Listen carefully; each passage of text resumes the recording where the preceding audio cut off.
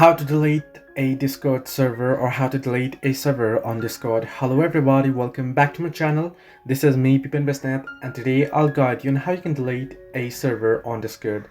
Well, to delete a server on Discord, first you can open up Discord, log into your account. Then here what you want to do is you want to tap on the left hand side on the server that you wish to delete, and then tap on the server name at the very top. Once you tap on it here, you'll get this pop-up here. On this pop-up here, you can see the settings icon at the right hand side of the screen. You want to tap on it.